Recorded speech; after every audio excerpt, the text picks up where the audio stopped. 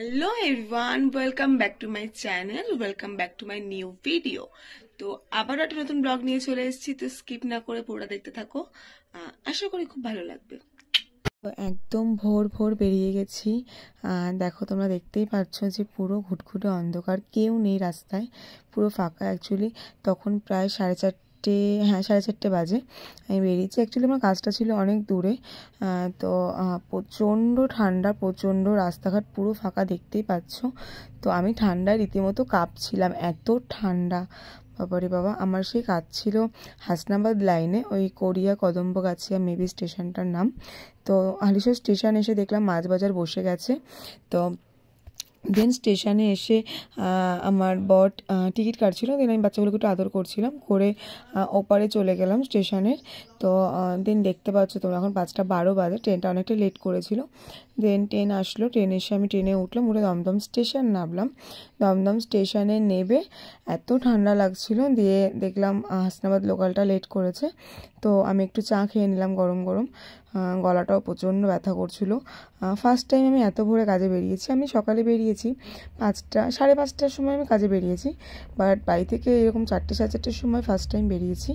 তো দেখতেই পাচ্ছ ভীষণ কুয়াশা বাইরে, তো এত ঠান্ডা।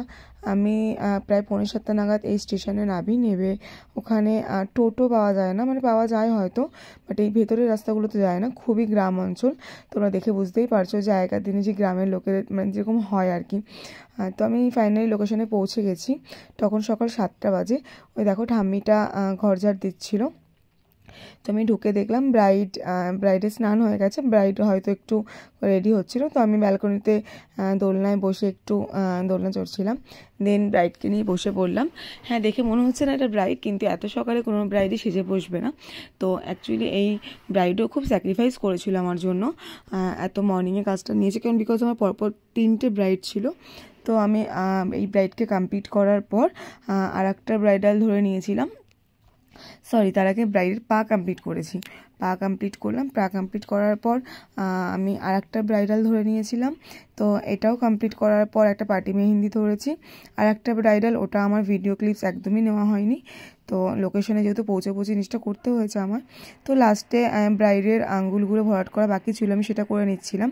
করে এবার আমাকে তাড়াতাড়ি করে বেরোতে হবে, বিকজ বাড়ি ফিরতে হবে, অনেকটাই দূরে রাস্তা। বেরোলাম এখন কটা বাজে? এখন 7:20 বাজে। আমি এখানে এসে ঢুকেছি 7টায় এসে ঢুকেছি। এখন 7:20 বাজে। জাস্ট বেরোলাম, বেরিয়েই যেখানে ভ্যানে উঠলাম, এখানে ভ্যান পাওয়া যায়, ভ্যানে করে স্টেশন যেতে হবে। তো জায়গাটা খুবই নিরিবিলি। তো আমার জাস্ট চোখ দুটো দেখো ফুলে গেছে, চোখ দুটো আমার। আর হাতের অবস্থা এই যে, ধুয়ে এসেছি যদিও বা। তো ফাইনালি বেরোলাম, এখন বাড়ি যাব। দেখি কতক্ষণে বাড়ি পৌঁছতে পারি। দেখো, তোমরা দেখলেই বুঝতে পারবে যে রাস্তাটা ঠিক কতটা নিরিবিলি। খুব ভেতরের একটা রাস্তা, একটা গ্রামের ভেতরে আছি। রাস্তাঘাটে কেউ নেই, পুরো ফাঁকা। মাই গড। তারপরে আমি ওই স্টেশন থেকে ট্রেন ধরে বারাসাত স্টেশনে চলে আসি। স্টেশনটা প্রচুর ভিড় ছিল। তো আমার বান্ধবী ফোন করে বললো তাদের আজকে অ্যানিভার্সারি, আমি জানতামই না। তো আমি সেখানে চলে গিয়েছিলাম ডিরেক্ট।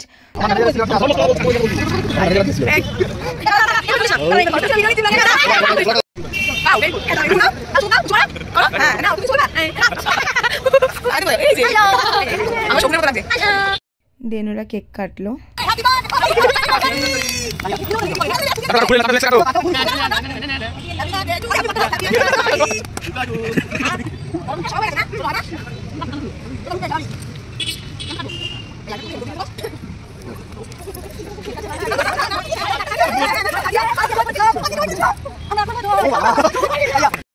তারপরে আমরা একটু খাওয়া দাওয়া করলাম। দিয়েই দেখো এনাদের অ্যানিভার্সারি ছিল, তো এনারা দুজনকে খাইয়ে দিচ্ছিল। হাউ রোম্যান্টিক, বাবারে বাবা। তো আমি আবার একটু দাদার সাথেই আর কি মারছিলাম, দাদার মুখের সামনে ক্যামেরাটা নিয়ে। দেন আমরা একটু ক্রিসপি চিকেন খাওয়া দাওয়া করে বেরিয়ে পড়লাম। তো আজকের জন্য একটু